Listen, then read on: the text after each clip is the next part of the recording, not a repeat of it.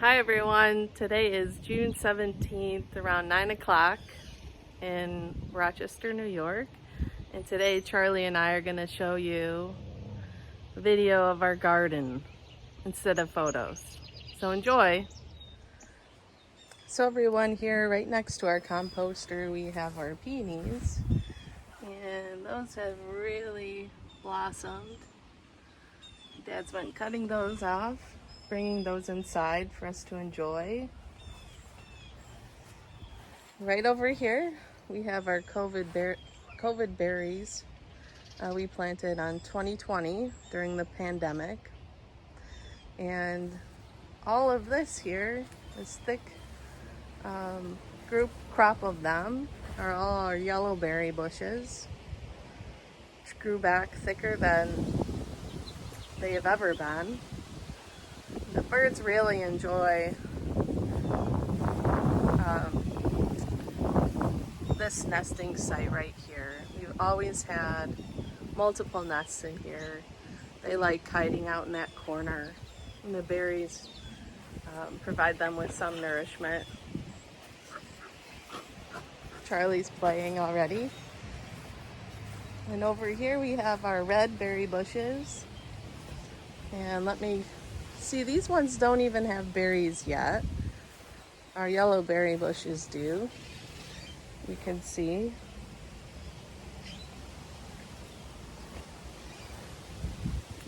Oh, they do. I've found a few. The wind can settle. That's some red berries.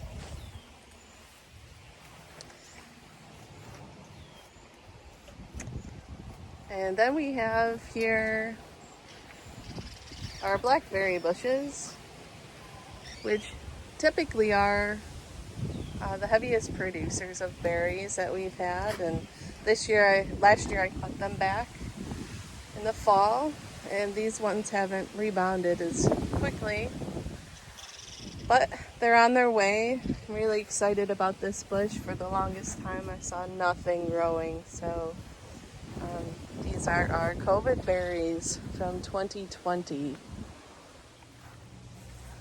Here we have our catmint, which the cats do enjoy. Find a lot of cats coming out of this bush, and a lot of bumblebees.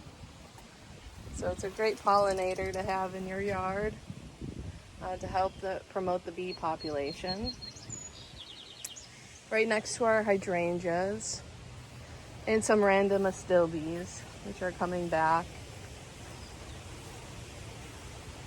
Here we have some black-eyed Susans, really coming back better than before. They multiplied from just a few plants to now over dozens of plants. And we have our hostas that we had from 2 Marburth Drive. That we brought back with us to this property. Now these are our butterfly bushes, and these can get 8 feet tall. We always try to trim them back. And so they're purple and white. We have 3 bushes full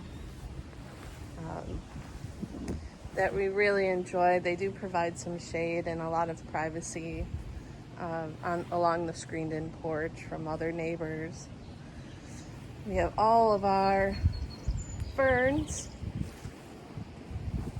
Mom picked all of these out, and they have just been multiplying. It's such a good location for them because they get all of the afternoon sun, as well as all the moisture from the clay soil in this area. So they've really helped us to maintain the wetness of this property in this area. Then along the right side of the property, we have all of these wisterias that have been cut down for the past few years. They grow about mid-length to that window, which is our bathroom window. And so far we've had some blossoms, some blooms, and these have all been fertilized this year, so we're expecting another blossom to happen soon. But those really have shaped up a bit. Again, I put another birdhouse here made out of PVC, and the birds always nest in this one as well, especially when these bushes get high enough to kind of camouflage the bird nest. Birds enjoy their privacy. And on this side, we have more tiger lilies. Now these tiger lilies are different than these tiger lilies. You can see they're taller and they have more blooms on them, and the blooms are bigger. And these came from our last property. Mom had these planted next to our lilac bushes, all along the side of our house. So it was a nice, these are a nice aesthetic to any type of border along a property. You don't have to maintain them. They just, you can split them and you can replant them, and then they'll just grow as thick as this. Those, again, were from To Marbirth. And here we have another type of lily, an orange lily, that we had next to our water barrel. And we chose not to do the water barrel this year for a variety of reasons. It's a lot to maintain towards the end of the year with cleanup and all that. And trying to just not have so much to fight with the wind and the weather this year. And since it's June, we've planted our veggie garden, our raised bed gardens here. This first one has red and yellow bell peppers, and the thicker ones, these ones, happen to be the variety of the yellow bell pepper. And you can see new growth on them because I've already cut them back.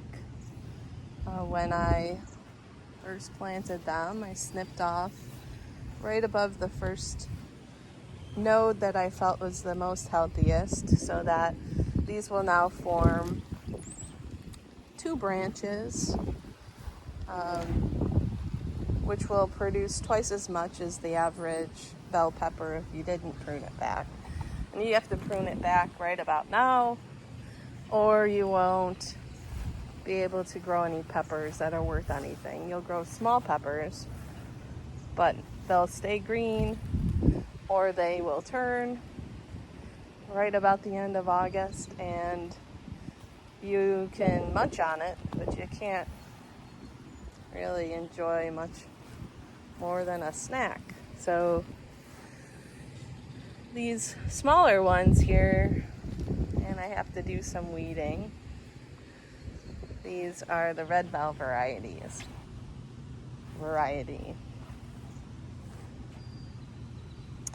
And why do I have red plastic sheeting?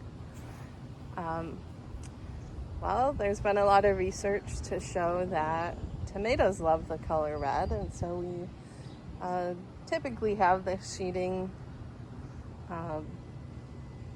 under our tomato bushes, and they do respond well because of how the light bounces back off of them, off of the sheeting. It also helps control the weeds, as you see, and it helps to control the insects and any type of pest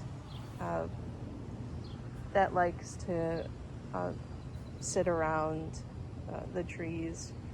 Another reason is it keeps the plant dry.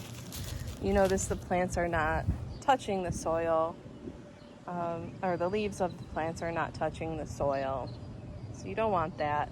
Typically on peppers, I have this very shiny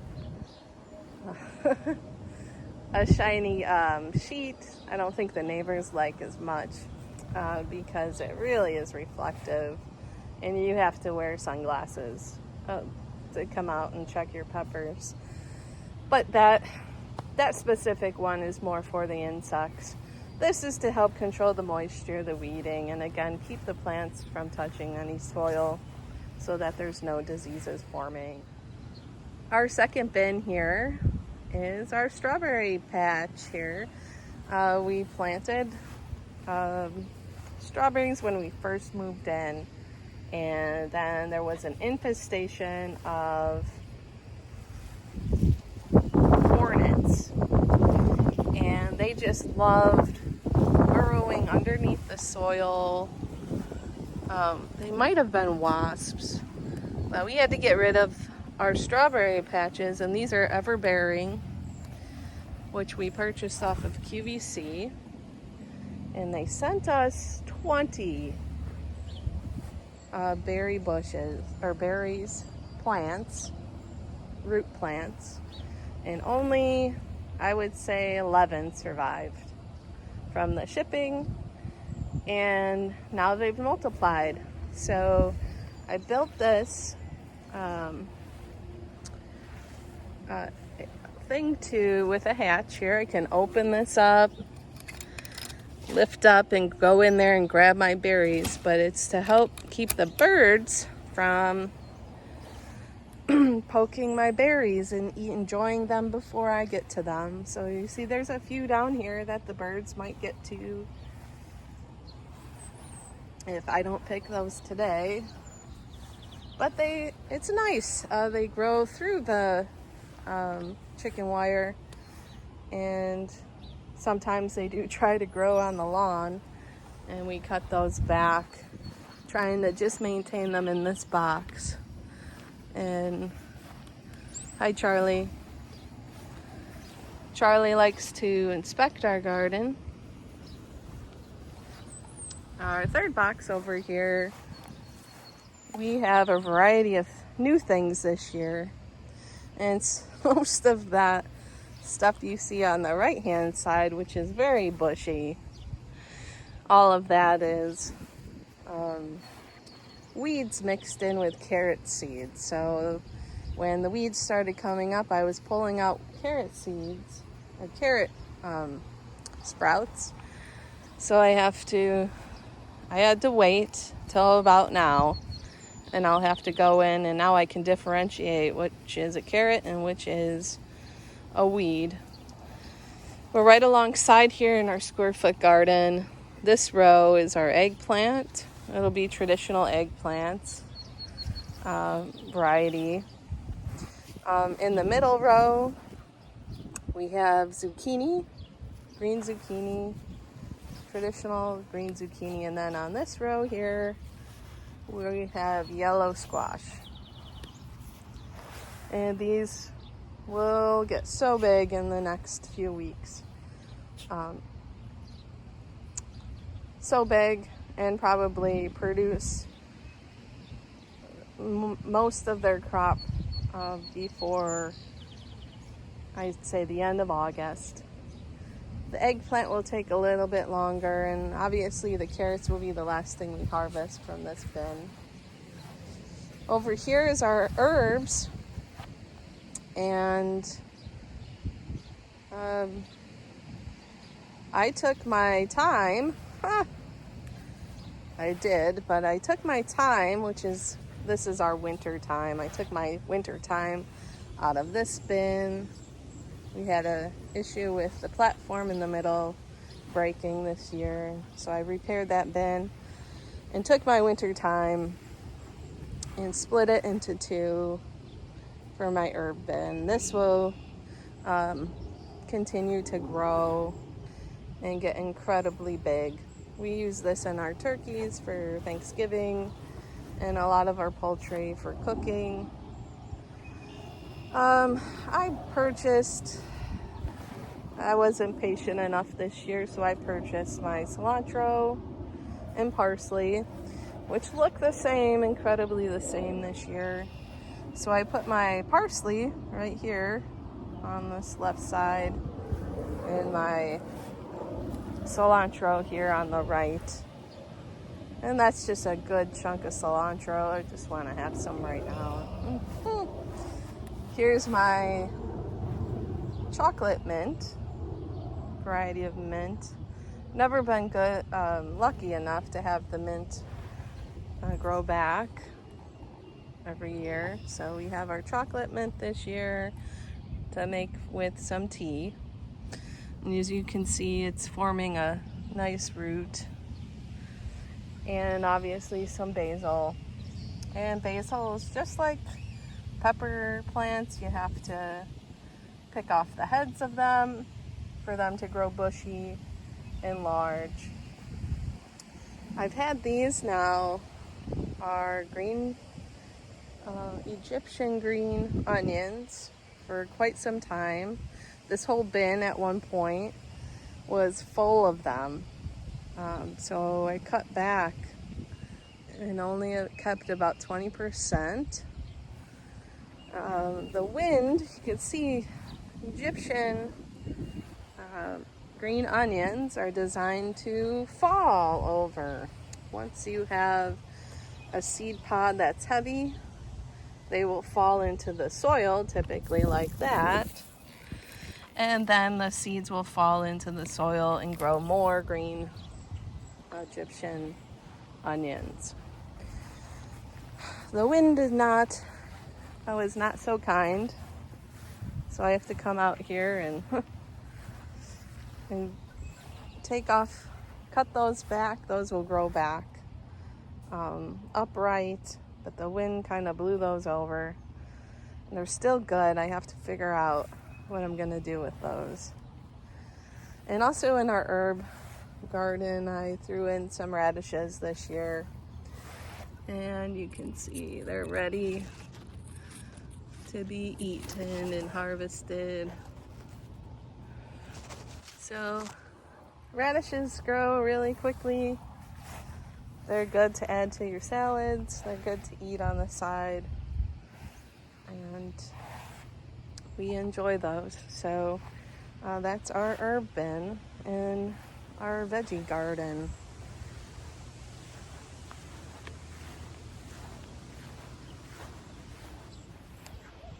So thank you for watching our vlog on our garden this year.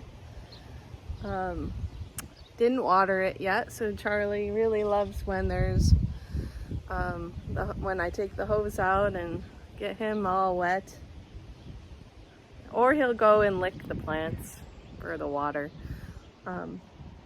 So enjoy, and we'll update in another month.